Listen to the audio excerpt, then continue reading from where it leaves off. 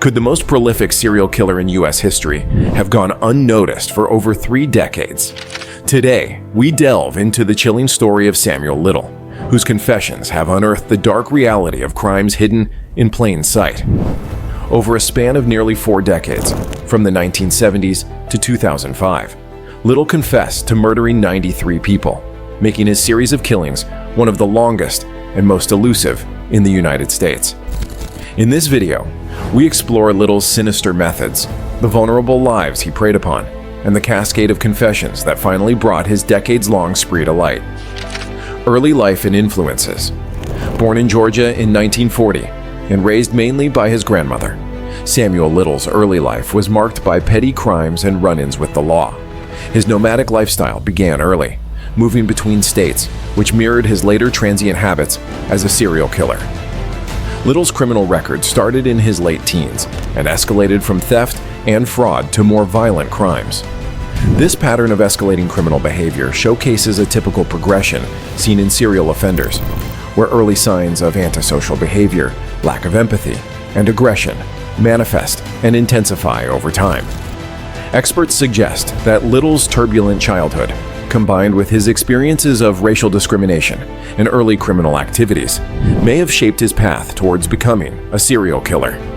His life trajectory underscores how formative experiences can influence deeply ingrained criminal behaviors, which in Little's case culminated in a series of brutal murders, methodology, and victimology.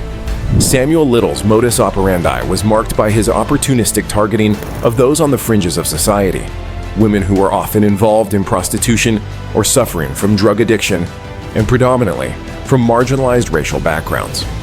These were individuals he perceived as unlikely to be missed promptly, which tragically contributed to the delay in his capture. Little used his physical strength to overpower his victims, with his preferred method of murder being manual strangulation, a method that leaves few forensic traces and thus complicated the linking of his crimes across different jurisdictions. Little met his victims in public spaces, charmed them into a sense of security, and then exploited their vulnerability. His approach was simple yet effective, utilizing the trust he managed to establish to isolate his victims. Once alone, he would execute his attack, often under the guise of sexual activity, which allowed him to control and ultimately strangle them. The aftermath was always the same. He would dispose of their bodies in secluded areas, often in different states, further complicating any potential investigations. His ability to recall vivid details of each murder during his confessions underscores the calculated brutality of his crimes. Law enforcement interactions and escapes. Samuel Little's criminal career is also a story of repeated failures by the justice system to apprehend him definitively, despite his frequent arrests.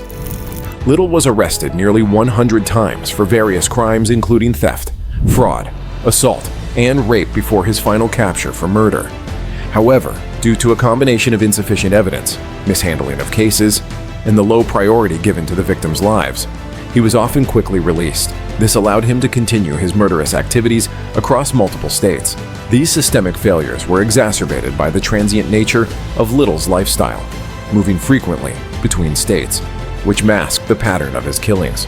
Furthermore, the lack of coordination among law enforcement agencies and the then limited forensic technologies made it extremely challenging to link the murders to a single perpetrator.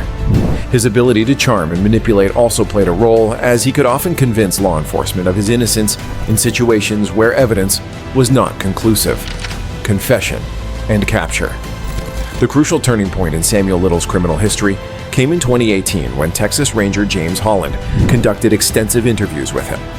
During these sessions, Little began to confess to numerous murders, providing details that only the actual murderer could know. These confessions were instrumental in resolving cold cases that had remained unsolved for decades. Little's detailed memory of each victim's appearance and the circumstances of their murders helped law enforcement link him to the crimes conclusively. His willingness to confess was reportedly spurred by a move to a different prison facility, and these confessions have brought long-awaited closure to the families of numerous victims, finally giving them answers and a measure of peace after many years of uncertainty and grief. Samuel Little's disturbing legacy continues as efforts persist to identify all his victims through his detailed drawings and confessions. While his admissions have brought some closure, They also remind us of the deep societal changes necessary to prevent such oversights and ensure justice for all victims, regardless of their background. If you found this video interesting, don't forget to like, share, and subscribe for more profound investigations. Your thoughts enrich our discussions, so please share them in the comments below. What impact do you think this case has on our criminal justice system? Let's talk about it.